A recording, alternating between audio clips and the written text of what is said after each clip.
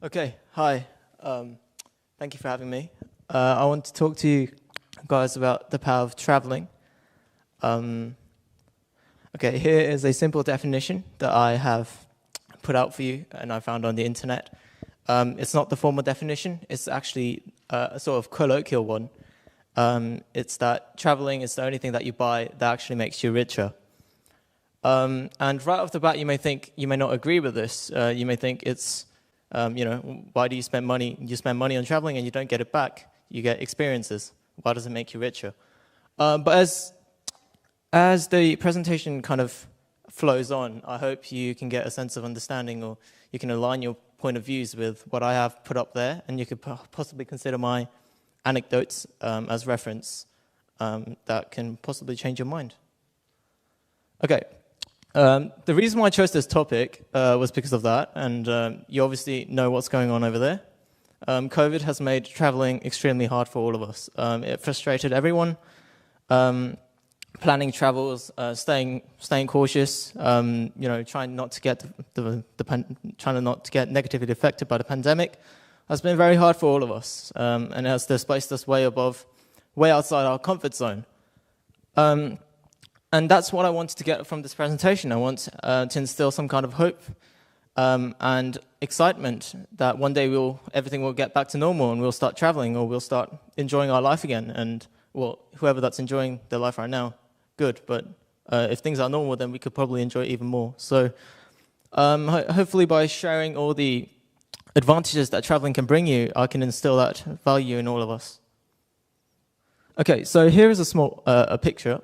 But I put it up there because I want everyone to think of just one destination. It can be anywhere. It can be a region. It can be a continent. It can be a country. The Eiffel Tower, a theme park, a water park, a ski resort, anywhere that holds a significant place in your brain, in your heart, or in your memory. And throughout the presentation, I want you to make associations with that if you can, and think of, I guess, the good times that you had while you were there. For me, it's when I'm surrounded by nature, and hence why I chose that picture over there. That brings me to my first point, that through traveling, we develop a thorough appreciation for nature. And it's something that we don't really experience quite often, because we're too busy in our textbooks, we're scrolling through social media, we see images of people traveling to great destinations, but we don't actually feel that unless we visit places by ourselves. So a few years ago, before COVID, I visited Norway, which is a Scandinavian country, and I took few pictures, if the slides are there, yeah, okay. And a specific word resonated with me, which is called tranquility. Tranquility has its own definition that you can search up in the dictionary, but for me it was this sense of calm and undisturbed feeling that really, the breathtaking and speechless scenery that you envision when you visit certain places. And when I was going through, we did like a whole circle around Norway, and when I was doing that trip, there was the sense of tranquility that stayed with me the whole time. Here are some pictures. I was playing around in a clear fjord. A fjord is basically something, so it's a glacier that melts and forms water in the middle of a valley. So the water is quite crystal clear, there's no contamination. And when you're sitting there in the fjord and just looking back at the ice-capped mountains, you get a real sense of pleasure. And everything is calm, there's no waves, it's just you and your surroundings, the nature around you. And that really helps you slow down from the rapid life that we've been living, studying all the time, doing our homework. And it really gets you a moment to just step back and reflect upon yourself. Here is another picture that I took. That was at some kind of observatory at the top of a mountain. It was looking back at the clear fjords or the trees and all of those stuff that you wouldn't really see while living in a city, or you wouldn't really see in any other country.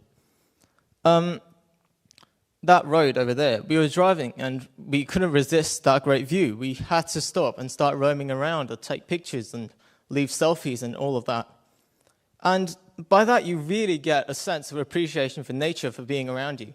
You don't get that when you're living in the city, or maybe you would, but you won't get that as much as when you're literally surrounded by nature with no man-made infrastructure, possibly the road, but that doesn't really hinder anything. So Over there, that's a iconic place in Norway that I visited. It's called Trolltunga because it's shaped like a troll's tongue. The left picture is one I took. The right one is something that I found on the internet. So I went on a foggy day, so I didn't really get the full experience. But if you go there on a really good day, I heard that you can view the sheer amount of nature that's spread out in front of you. And obviously, when I went there, I saw the same thing. And it was breathtaking. And it really gets you to be humbled. It really gets you to not take nature for granted. To your right, you have mountains. To your left, you have mountains. On the bottom, you have crystal clean water. And on the distance, you have snow. And when you're standing there and you're thinking to yourself, there is nothing else but appreciation. And I guess that's what traveling is all about. To change up the environment a little bit, when I went to the Maldives, it was the same thing. Although it was a different environment, the crystal clean water, the shades of water, the combination of the lagoon and the island and the trees and the tropical fish while scuba diving, all of it gets you to really step out of reading from a textbook or seeing on social media or searching up on the internet when you're actually experiencing it for real life. And when I was there, it was extremely sad for me to feel like in the near 10 or 20 years, I won't be able to take pictures of that anymore. I won't be able to take those beautiful pictures and reminiscence at them because nature is slowly and slowly fading away. And by this, you can really delve into what I'm trying to say, because by traveling, you really get to associate yourself with nature. And that's something that I believe is quite hard when you're stuck in academic life or when you're trying to achieve something that's, you only think it's going to be good for your future material position, I could say. Yeah. And the next point that I want to make is that traveling connects us with culture. Over there is a picture from San Sebastián. It's a city in Spain. It's a northern city in the coastal areas of Spain. And the reason why I want to mention an anecdote from there is because when I went there and when I visited there were no other tourists. It was just my family and some other people. Everyone else was Spanish. No one spoke English. No one spoke Korean. And everyone was just living their own lives. And we felt really excluded until we entered a restaurant. And in that restaurant, there's a Spanish football game playing. And everyone was going crazy over a goal that a local team scored over a professional club. And we just slightly crept in and we tried to sit down and order a meal. And then just two little Spanish adults came to us. And obviously, we couldn't talk to them because we didn't speak Spanish. But they dragged us into their own circle. And within 2 hours, we made 8 friends that we still talk to today. And it's great because we actually felt the warmth of Spanish culture or just Latin culture, that they want to associate themselves with us no matter the geographical barrier, no matter the language barrier. And by having access to all of the Spanish food, all of the Spanish, advice, or all of the other types of stuff that the Spanish people are really specialized in and really love to themselves, it's great. And it really makes you feel multicultural, stepping out of the Korean culture or the English culture or any culture, but feeling like a global citizen. You can feel that through traveling, and it's great. And obviously, I wanted to speak from an academic standpoint because by going into the latter stage of high school, I felt the academic pressure, the amount of stress and everything overwhelming. But it didn't make me burn out because I was an avid traveler. Now, there are multiple studies related to lower stress. There's lower cortisol, which is it was kind of like a complicated word for essentially stress. But when you're traveling and when you're getting to see views for yourself and you're really trying to rethink the academic pressure that you receive, the immense amount of stress that goes away is immaculate.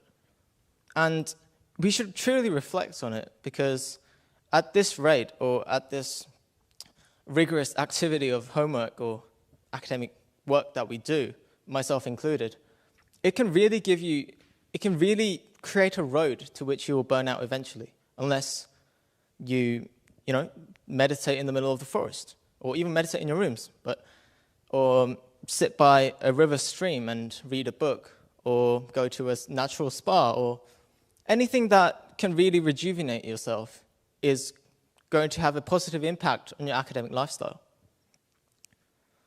And you may say that, yeah, what about extreme sports? They aren't calm. They're possibly, quite aggressive, and skiing or bungee jumping, I don't like that. It doesn't make me calm. Well, it may not make you calm, but it releases an intense amount of stress in a short amount. That picture on the right side is base jumping. It's not bungee jumping, but you attach a wingsuit to your body and you jump off a cliff, basically. And the sheer adrenaline that you feel while jumping off a cliff is enough to let go of all the academic or all your life concerns or anything related to yourself that would normally weigh you down. It gives you a sense of accomplishment. You no longer fear, if you have fear of heights, possibly you can get rid of that. And it's those kind of experiences that build up and eventually give you a better life experience. And it prepares you for when you're actually going to be displaced out of your comfort zone in the future. And another thing I want to talk about is called pre-travel anticipation. I'm sure all of you, have been excited to travel to somewhere. You count the days. There's only 4 days left. There's only 3 days left, etc. And maybe the day before you actually ride a plane, you can't sleep because you're so excited to go on a journey. And studies have linked with this that pre-travel anticipation actually makes us much happier, because we try to enjoy the things that we would possibly nourish in the future. We end up being appreciative of the things that we have in the present. And the French actually have a word for this. I won't try to pronounce it, but it stands for receiving delightment in the present for anticipating the future. And I think that's a really good note for me to re-mention COVID and make my finishing remarks. COVID, yes, it's displaced us way out of our comfort zone, and whether uncomfortable it may be, hopes of going through this, hopes of returning somewhere to a normal life and starting to travel again will greatly outweigh the problems that are associated with us at the moment.